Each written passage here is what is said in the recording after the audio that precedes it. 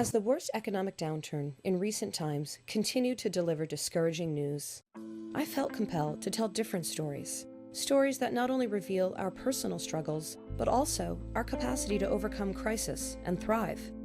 Perhaps in hearing these stories, you might be inspired to focus on what really matters and make positive changes in our lives.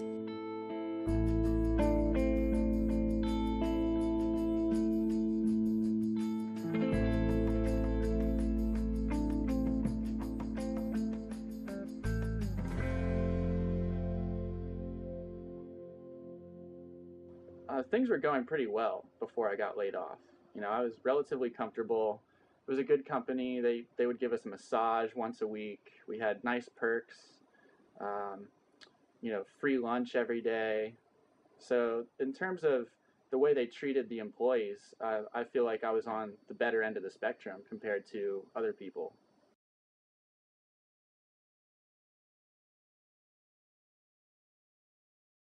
It was very harsh. It was very unexpected. This is part of the company restructuring, they told me. They gave me the paperwork to sign right then and there. They kind of just wanted to, get it over with and get me out of there. They said, you can go home today and you don't have to come back tomorrow. Initially, I was plagued by just being very worried about being able to pay rent. Just the simplest thing. Am I going to be able to continue living here in this city, this very expensive city of San Francisco?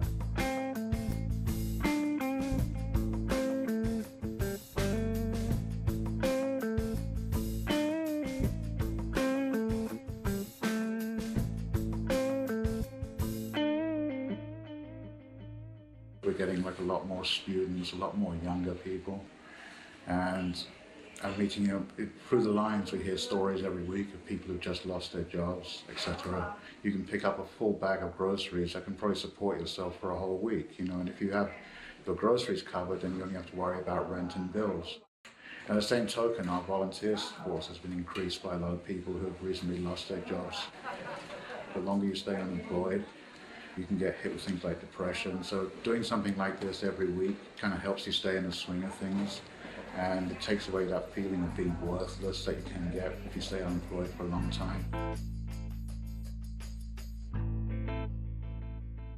I had this client presentation to do, and I did it on a Wednesday, and I did a fabulous job. I did a great job. Even my manager was impressed, which was, pretty amazing. And people were going up to CEO and saying how great it was, and thank you. And the CEO was thanking me, and drove back home, got back to my desk. I'm like, wow, I did a great job. I hate this job, but I just did a great job. You know what I mean? This is all good. And Monday morning, I was laid off.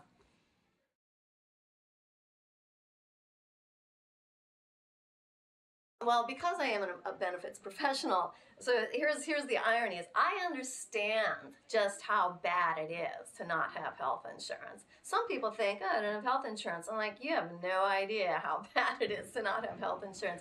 And because of that, because my husband has a medical condition, I have always made him keep an individual policy. Yes, we pay out the wazoo for it in addition to my group plan, but he's kind of uninsurable, and if he ever did get insurance, even coming off COVID, he would be rated, and he would be rated so high that I figured it would all balance out in the end. So he has coverage, myself and my son do not. But, the premiums keep going up and up. His meds are really expensive. It's a higher deductible plan. A lot of people, that's Greek. To me, I know exactly what that means, and I know exactly how screwed we are, Just things like, wow, my kid's going to college. How am I supposed to pay for that? Are we going to pay for our mortgage, our property taxes, and this and that and the other thing? But there was also part of me that said, well, you'll get a job. You've always gotten a job. But like I say, a year has gone by and I don't have a job.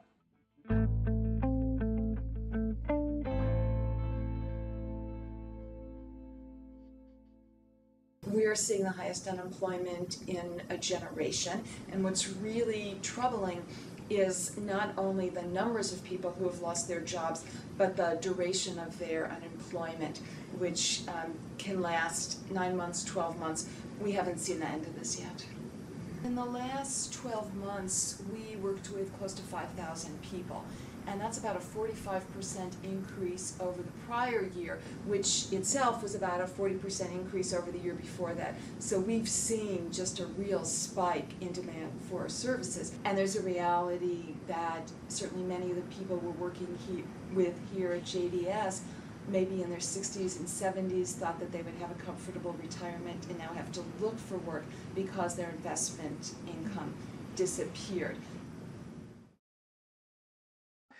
So this past December, I went on vacation to Antarctica with a group of my friends. We were part of a larger group of almost 100 people on a Russian icebreaker called the Academic Yoffi. About halfway through the trip, I got a page to go up to the bridge for a satellite phone call. It was, in fact, my wife, Janine. And she got right to the point and said a few words that put me in total shock. She said, Bernie Madoff's been arrested. His entire fund is a scam. And it felt like the world just spun upside down for me. Because what she didn't have to say, but which we both knew very well was the subtext of this message is, we've just lost our entire life savings. It was, as it turned out, the biggest financial scam in history. He'd stolen $65 billion. As I say, not all of it was mine, but all of our retirement money was in there. And we just both of us felt incredibly sick inside. I think I was in a state of shock, having been with AAA for 30 years, being a good performer, having a top performing team for the last 2 years in my department. I was hoping that it wouldn't take so long to get a job.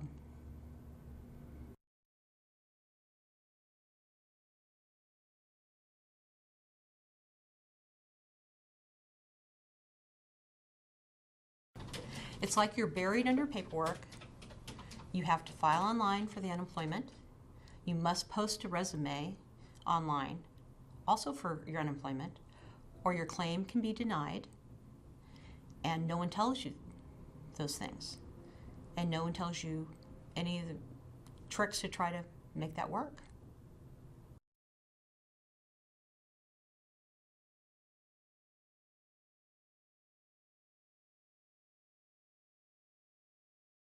My house is worth almost $300,000. Currently, it might be worth $130,000 to $150,000 if I'm lucky. And in this area, it's very common. Hi Tyler, this is Mavis Newman. Do you need my account number? I have been trying to work with you guys with my equity loan, and I did get an update from City Mortgage. They're saying currently, because I'm unemployed, I did not qualify for the HAMP program. So I was trying to find out. You guys said to let you know when I found that out if there's anything else that you guys can do to help me. It feels very bad asking for help. I don't like it at all. I'm very independent, and this is not a comfortable place to be in. So now the banks are saying that if I don't have a job by October, I'll have to start foreclosure proceedings so I can pay my other bills.